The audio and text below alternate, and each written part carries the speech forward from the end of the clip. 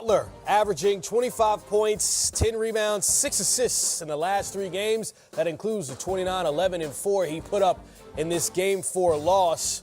And now we have a 2-2 series. Here is Jimmy Butler. Jimmy, center, Gerard Hector BSO. Is there anything differently going forward? I mean, look, the series is 2-2, so I mean, essentially everybody won their home court. What has to happen differently for you guys in Game 5 in Toronto?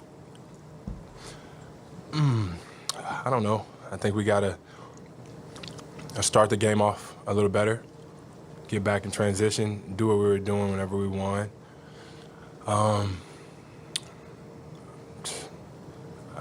That's all I got, you know. Same mindset for me. I don't know. We'll find out when the game gets here. Jimmy, Joel told us his situation, getting an IV this morning, and Brett said he didn't even know if he was going to be able to go. We heard you mic'd up in the prior game, you know, talking to him during the game. What was it like for you talking to him during this game about his condition? Same thing. Tell him to be aggressive. I want him to shoot it, when he's open, pass it when he's not. Like I said before, I think at times we make the game a little bit more difficult than it has to be. But, you know, we still ride with him. We don't care how many you take, how many you miss. You're our best player for a reason, and we're going to win, we're going to lose with you. We're in it together. Jimmy over here, Dave McMenamin, ESPN, piggybacking on that, staying with Joel. Throughout the course of the game, did you see flashes of it, and did you kind of know that it wasn't his day at any point? We just want him to be aggressive. You know, hell, if you're going to go 2 for 7, go 2 for 20. I'm with it, you know. Like I said, we rocking with Joe. That's what we need out of him, to always be aggressive. Moving forward, we expect the same thing. Go show why you're so dominant night in, night out on both ends of the floor. But, you know, he's a little bit sick, banged up, so we got a day to get him right. Jimmy, Kai Garland, Sixers Wire. When it comes to Kawhi, I mean, he just made some ridiculous shots. Is it something where you just kind of tip your cap to him and move on, or is there something more that you can do with him? No, he's just a really good player, and he's been doing that for a long time now in the league. He's done that every game of this series. So, I mean, I don't know what else he could do. Kevin Kincaid from Crossing brought Jimmy on over here. There's this stretch in the fourth quarter where you guys just weren't getting much out of those offensive possessions. Joel missed a couple free throws. Tobias had a couple threes. You had the 3 that you got your own rebound off of. Were you guys happy with the looks that you were getting there? Or was the offense just not clicking at that point? I really don't know what shots that we got, but I know if we put the ball up towards the basket, we living with it. Everybody takes shots that we know and think that we can make.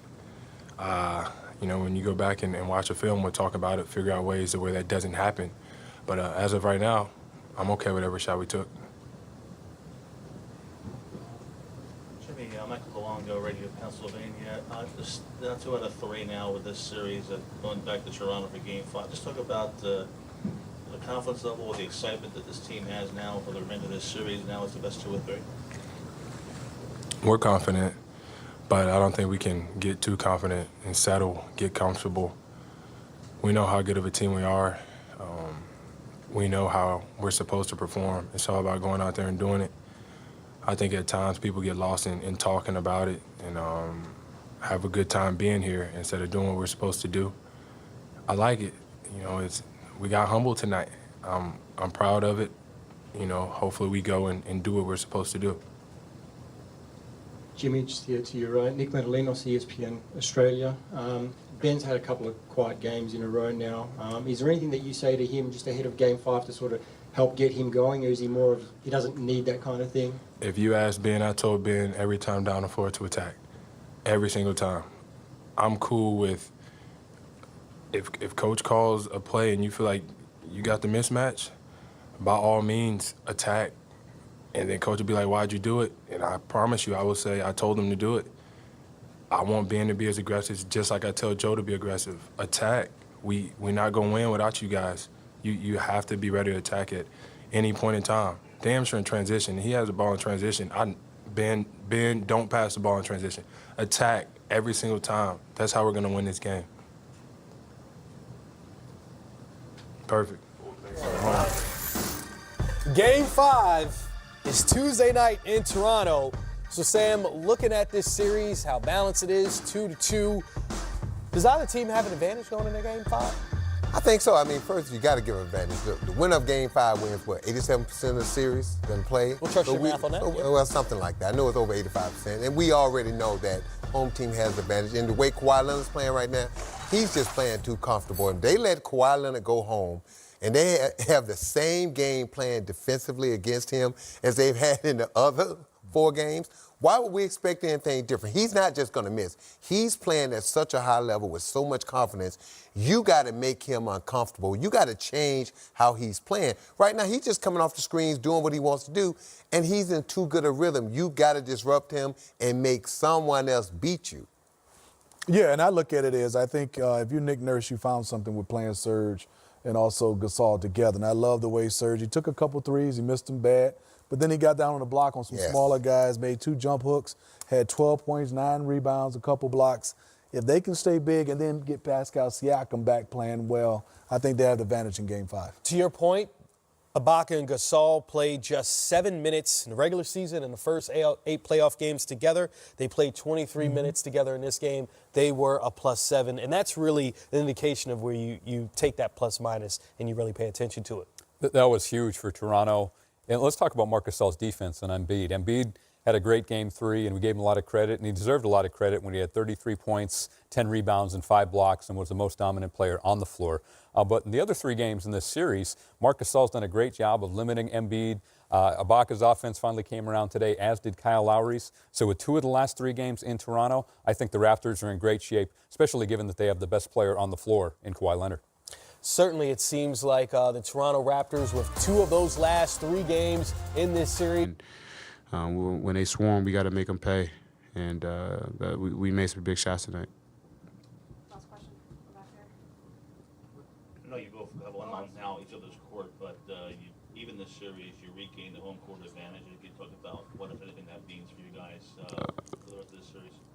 We got to go play and go win. And home court means, you're playing at home, you got your crowd, but we still got to go out there and play.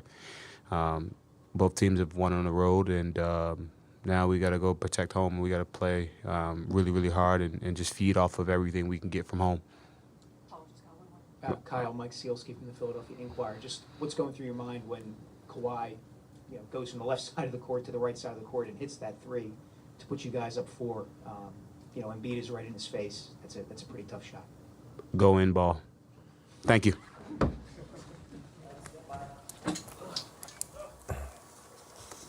Kawhi Leonard, just another average day at the office for him. He's averaging 37.7 in this series, scored 39 in this one. 4 straight games of 30 or more for the Toronto Raptors. That is a franchise record. Kawhi Leonard, 39 points, 14 rebounds in Game 4, leading his team to victory. Here he is. Obviously,